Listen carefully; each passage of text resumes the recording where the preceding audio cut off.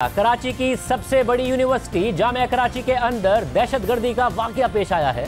खुदकुश धमाके के नतीजे में 3 चीनी शहरियों समेत 4 अफराद जाँ बहक हो गए हैं और इसकी जिम्मेदारी दहशतगर्द और अलहदगी पसंद तंजीम बलोच लिबरेशन आर्मी मजीद ब्रिगेड ने कबूल कर ली है, जो पहले भी ऐसे कई मुतादिद हमलों में मुलविस रही है।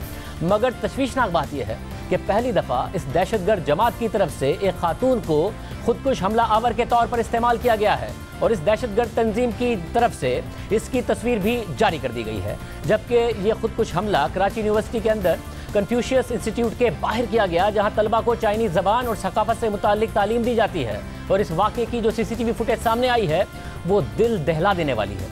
फुटेज में देखा जा सकता है कि सफ़ेद हाईएस वैन चाइनीज़ स्टाफ को उनके हॉस्टल से जामिया कराची के मुतालिका शोबे की तरफ लेके जा रही है, जबकि गाड़ी के अक़ब में मोटरसाइकिलों पर रेंजर्स एहलकार भी आते हुए दिखाई दे रहे हैं। और इसी दौरान बुर्क़े में मलबूस इस शोबे के बाहर एक लड़की को खड़े देखा जा सकता है और जैसे ही गाड़ी इंस्टीट्यूट में दाखिल होने के लिए लड़की के करीब पहुंचती है, वो खुद को धमाके से उड़ा लेती है। धमाके से गाड़ी का सामने का हिस्सा बुरी तरह तबाह हो जाता है। गिरदो गुबार के साथ ही कैमरा बंद हो जाता है और गाड़ी में आग लग जाती है। यूनिवर्सिटी के तर्जुमान के मुताबिक इस वाक़े में चाइनीज़ इंस्टीट्यूट के डायरेक्टर और 2 असातिज़ा समेत ड्राइवर खालिद जाँ बहक हो गए हैं, जबकि कराची पुलिस चीफ के मुताबिक जख्मी होने वालों में एक चीनी शहरी और रेंजर्स एहलकार समेत एक प्राइवेट सिक्योरिटी गार्ड भी शामिल हैं।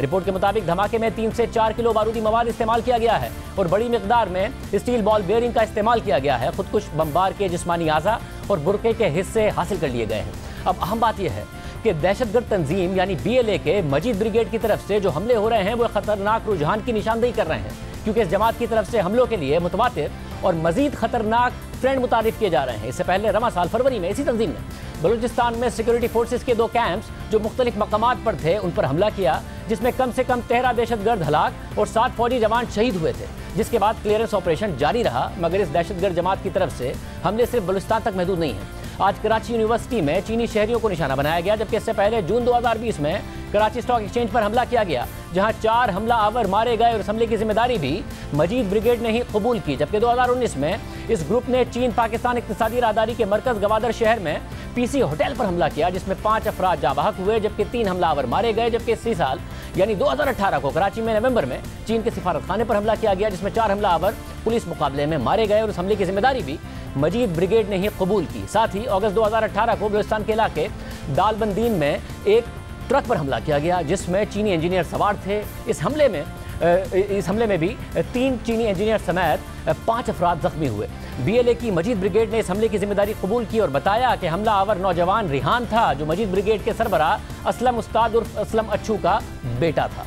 जबकि इससे पहले मुतादिद हमलों में यह दहशतगर्द ग्रुप मुलविस रहा है। इस हवाले से मजीद क्या तफसीलात हैं, आज हमला आवर कौन थी, उसकी शनाख्त क्या है और बलूचिस्तान की इस तंजीम से हमलों में इतनी शिद्दत क्यों आ रही है, इस सब पर बात करेंगे।